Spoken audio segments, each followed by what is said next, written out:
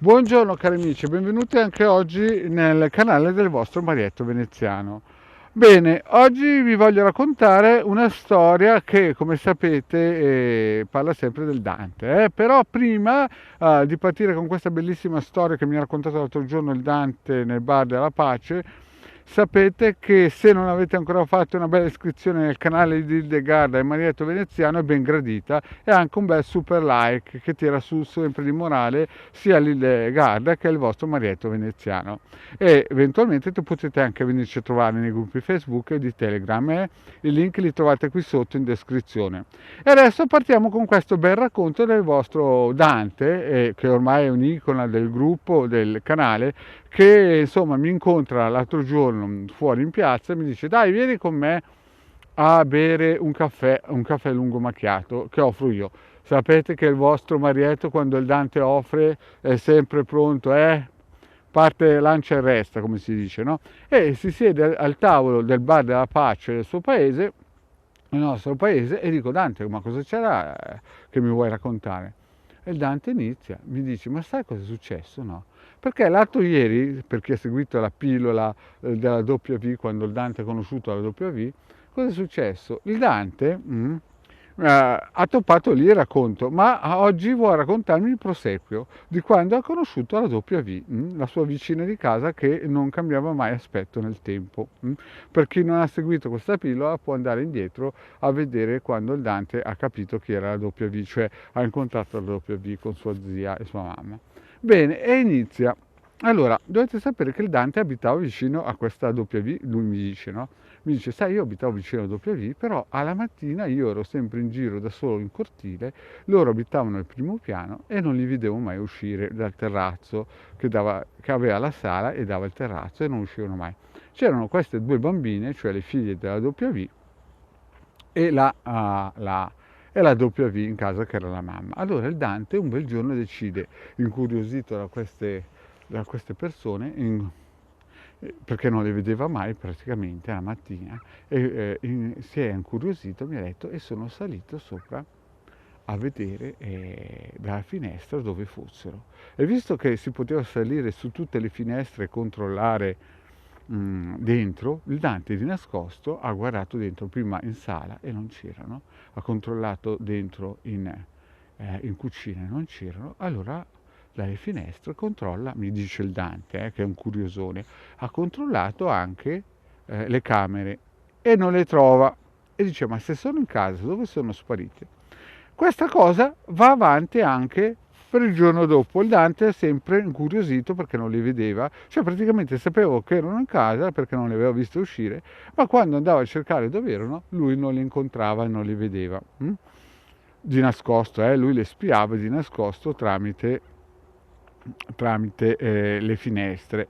Così mi racconta il Dante. E io dico: ma Dante, ma tu ti vai in giro a curiosare le persone di altri? E basta, ero piccolino, volevo giocare con queste bambinette, solo che non uscivano mai, allora sono andato a cercarle e alla fine non le ho trovate.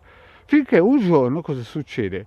Va nella camera, sale sulla finestra della camera dei genitori, guarda dentro e vede che c'era le due bambinette sdraiate per terra, rannicchiate e spaventate, e la W vestita come nel 1800, però non era più la W, era alta almeno 2 metri, 2 metri e 20, con la faccia di un licantropo, di un ossetto, che guardava queste due ragazzette. Allora il Dante mi dice: io ho pensato che fosse vestita da carnevale con un vestito di un cervo in testa, no? Solo che cercavo nel petto la faccia che uscisse per almeno respirare e non la vedevo.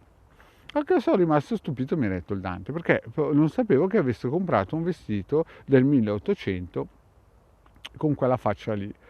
E il discorso Dante finisce lì, dice: sono restato stupito, sono andato a casa a parlare, a raccontarlo a mio papà che la W aveva comprato questo vestito, ma mio padre mi guarda, mi dice il Dante, sconsolato, e mi dice: guarda, Dante, che non è il vestito quello lì, cioè non è un vestito finto. E il Dante non capiva perché lui pensava che la W si fosse costruita un vestito con la faccia da cervo del 1800, no?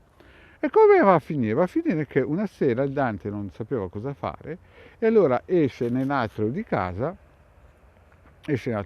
con una racchetta da tennis, sapete quelle con la pallina a spugna da giocare in casa, roba del genere, no? Quelle che si vendevano 30 anni fa, quelle palline gialle di spugna, e si mette a giocare contro la porta d'entrata dell'atrio a tennis. Tanto l'atrio era grande, la pallina di spugna non faceva male alla porta d'entrata e giocava. E chi ti arriva su? Era un verso 9 di sera, ti arriva su la W che rientra, che era uscita in paese. Allora il Dante prende il coraggio e gli dice: senti W, ma quando è che hai comprato quel vestito del 1800? No, che io non ti ho mai visto su quel vestito lì. La W si ferma, lo guarda e gli dice: ma di che vestito stai parlando? Io non ho mai comprato nessun vestito. Al che il Dante dice: ma sì, guarda, l'altro giorno io ti ho visto, eri in camera con le due figlie ed eri vestita davanti a loro e loro erano giù rannicchiate, un po' impaurite. Allora lei dice al Dante: ah, mi hai visto? E lei dice: aspettami qui. Allora la W va in casa, no? Che erano sullo stesso pianerottolo, apre, torna indietro. Dante intanto mi ha raccontato che continuava a giocare a tennis davanti al vetro, no? E si volta, il Dante, lei esce, si volta e ritrova questo cervo enorme davanti. Il Dante prende, cervo licantropo, prende uno spavento quasi da infarto e poi dopo lei si trasforma di nuovo nella W. E gli dice: hai capito adesso? E il Dante si spaventa tutto. Mi racconta così il Dante. E quindi questo è il primo racconto del Dante che mi racconta quando ha incominciato a capire chi era la W. Io gli dico: senti Dante, questa qui è meglio che non la raccontiamo in giro, perché sennò tu mi stai dicendo che questa tipa qui si riesce a trasformare. E il Dante mi dice di sì.